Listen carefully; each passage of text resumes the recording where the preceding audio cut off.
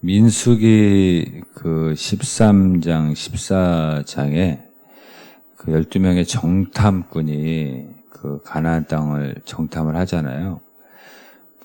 근데 그때 10명은 아낙 자손과 그들의 큰 요새를 본 거죠. 현실을 본 거예요. 현실. 문제를 보고 이제 장애물을 본 거죠. 근데 그 12명 중에 2명인 여호수아 갈렙은 현실을 본 것이 아니라 하나님의 약속이 이루어지는 현실을 본 거예요.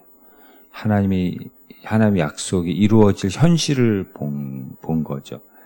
그래서 믿음이라는 건 뭐냐면 하나님이 보여주시는 걸 보는 것이 그 믿음이라는 거죠. 노아도 하나님의 약속을 본 거잖아요. 언제 이루어질지는 모르지만 그러나 하나님의 약속은 말씀 반드시 이루어진다고 믿고 그 약속이 이루어질 현실을 보고 그리고 매일매일의 현실을 살아간 것이죠. 그래서 우리 원시인, 근시인 얘기했잖아요. 하나님의 약속을 이루어질 현실을 보는 게 원시인이고 멀리 보는 거죠. 믿음은. 근데 노아를 조롱하는 사람들이 얼마나 많았겠어요. 미쳤냐. 더군다나 산에서 방주를 짓고 하니까, 그 사람들은 다 눈앞의 현실을 본 거죠. 눈앞의 현실을 본 거죠. 근시인들인 거죠. 아브라함도 400년 후에 하나님의 약속이 이루어질 현실을 보고 그리고 가나안 땅에 자기 아내를 위한 무덤을 위해서 돈을 주고 사거든요. 그러니까 하나님의 약속이 이루어질 현실을 보고 그 먼 미래에 이루어질 현실을 보고 그리고 그걸 믿고 땅을 산 거예요. 그리고 75세에 또 새로운 도전을 하잖아요. 그냥 눈앞에 현실을 보면 못해요. 내 나이가 75세고 정든 땅을 떠나고 내가 여기 쌓아둔 게 얼마나 많은데 그게 아니라 하나님의 약속이 이루어질 현실을 보는 거예요. 하나님의 약속은 반드시 이루어진다. 그 이루어질 현실을 보고 그 말씀에 순종할 수가 있었던 거죠. 모세도 자기가 속한 왕궁의 이런 화려한 현실을 봤으면 그걸 어떻게 두고 하나님의 백성과 함께 고난을 받을 수 있겠어요. 근데 성경에 하늘의 상을 바라봤다 그랬거든요. 그러니까 하나님의 백성과 고난을 당하는 현실을 본 게 아니라 그걸 못하죠. 근데 장차 이루어질 약속의 현실을 보고 하나님이 나에게 주실 상을 바라봤다. 바울도 그 얘기를 하잖아요. 이제 후로는 나를 위하여 의의 면류관이 예비되었다. 근데 현실은 계속 고생이에요. 고난이라는 현실을 본 게 아니라 정말 아무도 보지 못했던 그 바울에게만 보여준 그 축복의 현실, 이루어질 그 현실을 보고 그리고 자기 눈앞의 현실들을 이겨나갈 수 있었던 거죠. 그래서 믿음은 하나님의 약속이 이루어질 그 현실을 보는 거예요. 그래서 보는 것이 되게 중요한 거예요. 뭘 보냐. 그 최초의 죄가 하와가 보고 그랬잖아요. 그러니까 하나님이 보여준 게 아니라 마귀가 보여준 걸 보고 자기가 보고 싶은 것을 본 거잖아요. 욕심이 들어왔고 행동했고 크게 숨었고 그게 이제 죽음이 되고 에덴 동산에 쫓겨나는 인생의 저주가 임하게 되는 거죠. 그러니까 눈앞의 현실만 보고 살아가면 욕심의 현실을 보면은 당장의 그런 욕심 이런 현실을 보면 미래가 그래서 없는 거죠. 아간도 보아서는 안 되는 것을 보잖아요. 그리고 욕심이 들어가고 다윗도 밧세바를 보고 보인 게 아니에요. 보인 거하고 보는 건 다른 거예요. 보인 거는 어쩔 수 없지만 근데 보는 것은 보아서는 안 되는 걸 본 거죠. 거기서부터 이제 가정이 깨지기 시작하고 가정에 이상한 일들이 일어나기 시작하고, 아버지와 자녀 사이에 문제가 생기고, 당장의 현실만 보면, 그리고 거기에 너무 집착하면 미래가 없는 거죠. 요셉의 유언이 뭐죠? 400년 후에 하나님이 약속하신 거예요. 그게 자기가 예언하는 게 아니라 하나님이 약속을 하셨거든요. 애굽에서 나가게 될 것이다. 400년 후에. 그걸 믿은 거예요. 아브라함부터 내려오는 하나님의 약속. 그리고 그걸 믿고 우리가 400년 후에 애굽을 나가게 될 텐데 하나님의 약속의 현실이 이루어질 것을 보고 애굽에서 나갈 때 내가 묻힌 땅에 묻힌 내 해골을 메고 나갈 때 땅에 묻힌 내 해골을 메고 나가라고, 가나안 땅으로, 하나님 약속의 땅으로 가달라고 유언을 남기는 거예요. 대단하지 않습니까? 저는 진짜 이 본문, 이 요셉의 이야기를 읽으면은 진짜 대단한 것 같아요. 어떻게 400년 후에 이루어질 약속의 현실을 믿고 죽을 때 그런 유언을 할 수 있었을까? 지금 갈렙도 약속과 현실 사이에 85세가 있는 거예요. 그러니까 현실은 85세거든요. 눈앞의 현실은 85세인데, 근데 하나님의 약속은 반드시 이루어진다는 걸 믿고 85세라는 현실을 극복하고 하나님의 약속하신 그 현실을 이루어내잖아요. 그러니까 하나님이 이 땅을 주겠다 그랬거든요. 근데 자기의 현실은 85세예요. 축복의 땅과 현실의 85세, 이 차이를, 이걸 극복하는 것이, 그게 바로 믿음이라는 거죠. 85세를 바라보면 못해요. 근데 하나님의 약속에 이루어질 현실을 본 거죠. 그래서 현실을 극복하고 그 약속을 성취한 것을 보게 되는 것이죠. 첫 번째는 믿음은 하나님이 보여주시는 현실을 보는 거고, 약속의 현실. 두 번째로는 믿음은 보여주는 거예요. 보여주는 거. 그리고 갈렙은 말만 하지 않고 여호수아 14장 12절에 보시면 뭐라고 그래요? 이 산지를 지금 내게 주소서 그랬죠. 이 땅 주겠다 그랬거든요. 너가 밟는 그 땅을 주겠다 그랬거든요. 근데 뭘 달라 그래요? 산지를 달라 그래요. 평지도 아니에요. 저 비싼 땅도 아니에요. 아무도 가려고 하지 않은 이 산지를 85세 되신 분이 이 산지를 내게 주시면 내가 쫓아내겠다고. 그러니까 하나님의 말씀은 항상 옳아요. 하나님의 말씀은 반드시 현실이 된다는 거예요. 이걸 보여주고 싶은 거예요. 85세 된 노인이. 왜냐하면 하나님은 약속하신 것을 반드시 이루시는 분이라는 걸 내가 보여주겠다라는 거예요. 믿음은 보여주는 거예요. 12명의 정탐꾼 중에서 여호수아 갈렙을 제외한 10명은 분명히 하나님이 약속하셨거든요. 주겠다고, 된다고. 근데 안 될 이유만 계속 나열하잖아요. 악평하고. 왜냐하면 눈앞의 현실만 본 거예요. 하나님이 약속하신 그 약속이 이루어질 현실을 본 게 아니라 눈앞의 현실만 보는 근시인들인 거죠. 다윗도 골리앗 앞에서 다 쫄아 있잖아요. 골리앗만 보는 거예요. 다 기죽어 있을 때 다윗은 보여주고 싶었던 거죠. 하나님이 살아계시다는 것을 온 땅의 이스라엘에 보여주겠다고 얘기를 하잖아요. 그리고 행동하지 않습니까? 믿음을 보여주지 않습니까? 그게 믿음인 거죠. 오늘 여호와께서 너를 내 손에 넘기실 것이다. 온 땅의 이스라엘에 하나님이 계신 줄을 알게 하겠고 내가 보여줄 것이다. 이거죠. 전쟁은 여호와께 속한 것이라는 걸 내가 보여주겠다. 그러잖아요. 사무엘상 17장 46절에서 47절에 보면 믿음은 하나님이 약속하신 하나님의 약속이 이루어질 현실을 보고 그리고 나의 믿음을 보여주는 거예요. 그럴 때 그 약속이 성취가 되는 거죠. 그 토론토에 그 뉴욕 닉스의 그 대만계 미국인인 제레미 린이라는 사람이 있어요. 근데 동양인이거든요. 키도 안 커요. 근데 이 사람이 NBA는 세계적으로 인기 있는 프로그램이거든요. 농구, NBA 농구. 예.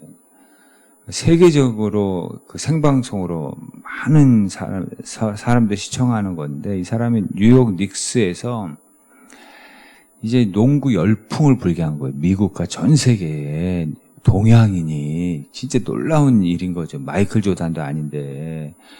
예. 근데 이 사람이 그 계기가 어떻게 됐냐면, 뉴욕 닉스와 토론토와의 경기에서 4쿼터에서 10점을 지고 있는데 이 사람이 10점을 그냥 꽂아 넣은 거예요. 그 동점을 만들고 이제 20초 남았어요.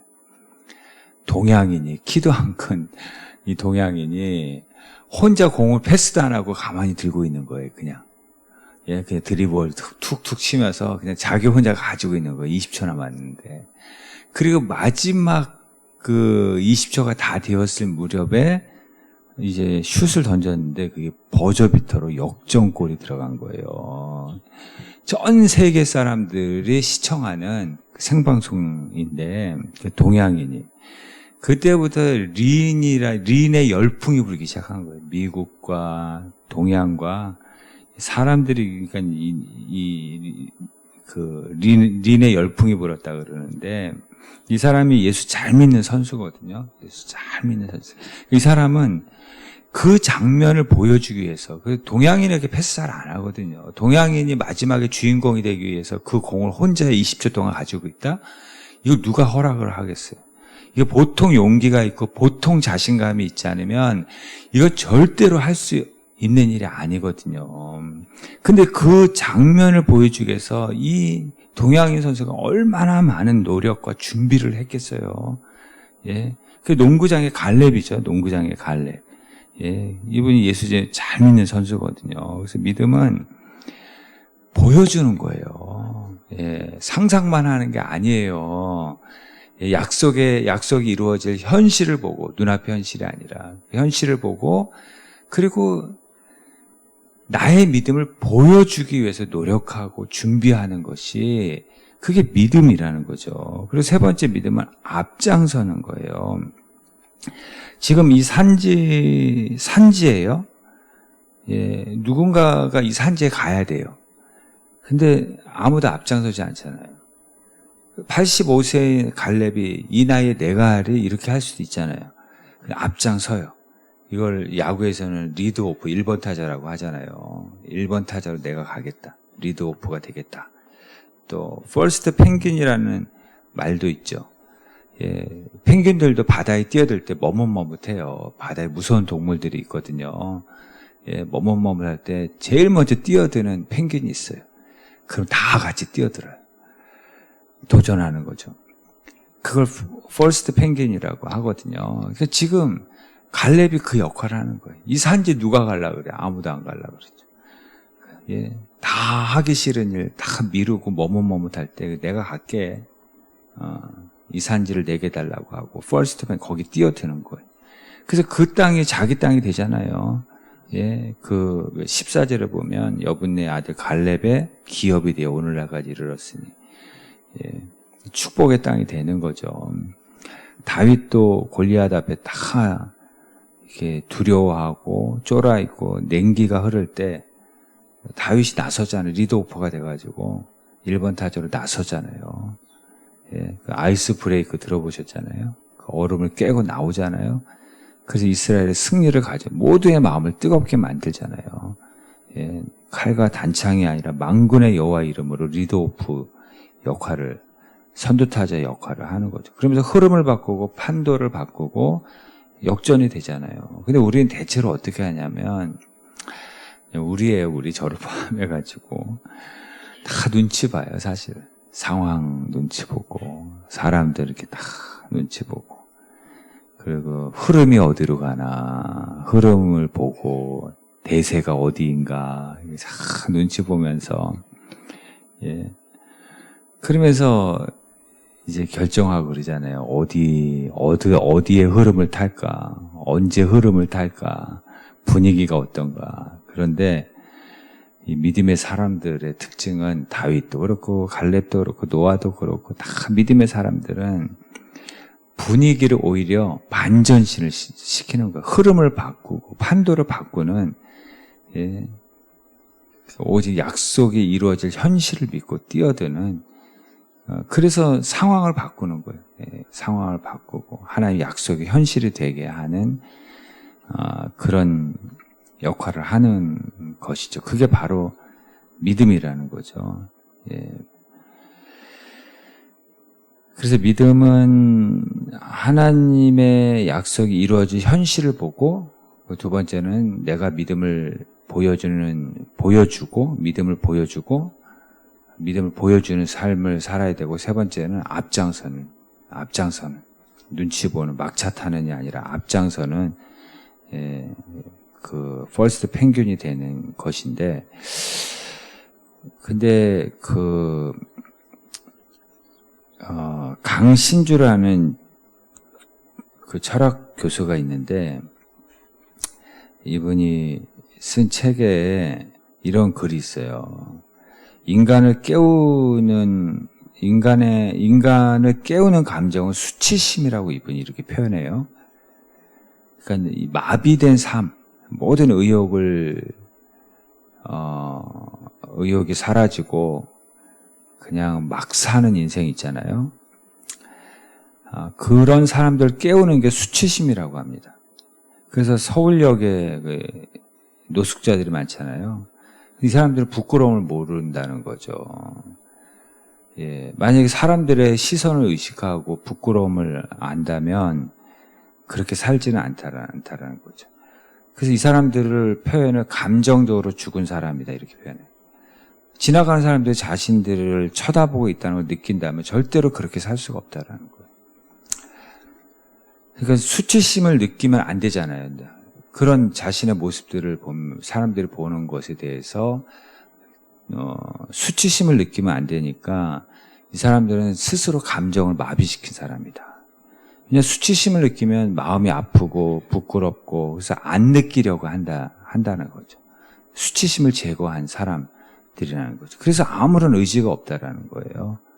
꿈도 없고 노력도 없고 도전도 없고 왜냐하면 감정을 마비시켰기 때문에. 그래서 노숙자가 된다라는 거예요. 거기서 벗어날 수 있는 길도 많은데 아무리 좋은 기회를 제공해도 거기에 익숙해져가지고 그냥 그 자리에 있는 사람들도 많다라는 거예요. 그러니까 우리도 신앙의 노숙자도 있다라는 거예요. 신앙의 노숙자. 변화돼야 되는데 그 자리에서 못 나오는 거예요. 지금 이대로가 좋다는 거예요. 그냥 수치심도 못 느끼고 내 신앙의 현실을 보면서 수치심을 느껴야 되는데 그것도 못 느끼고 그냥 나는 이대로가 좋다는 익숙해져가지고 익숙해지는 게 무서운 거예요. 잊기 시작하는 순간 썩는다 그러잖아요. 오늘 갈렙에 대해서 얘기했고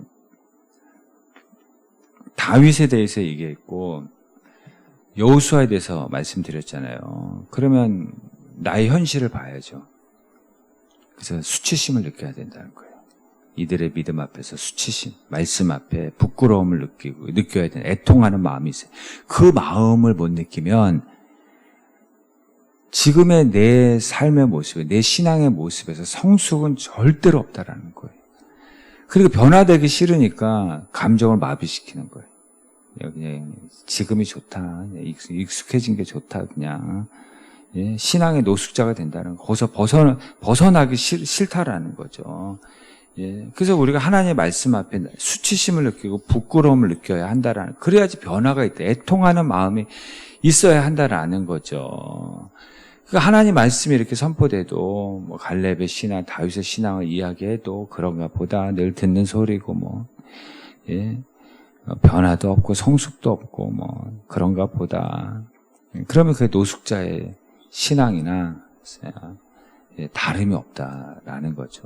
그래서 하나님 말씀 앞에 부끄러움과 수치심과 애통하는 마음이 있을 때 우리가 변화되고 우리가 성숙해진다는 거죠. 그래서 믿음은 나의 현실이 아니라 약속이 이루어진 현실을 보고 그리고 나의 삶을 통해서 믿음을 보여주고 그 믿음을 보여주기 위해서 선두타자가 되고 리드오퍼가 되고 그리고 그렇지 못한 내 자신을 보면서 부끄러움을 느끼고 수치심을 느끼고 애통해 나갈 때 내가 변화되고 성숙하게 되고 하나님의 약속이 나의 삶 속에서 이루어지는 그런 놀라운 은혜가 임하는 줄로 믿습니다.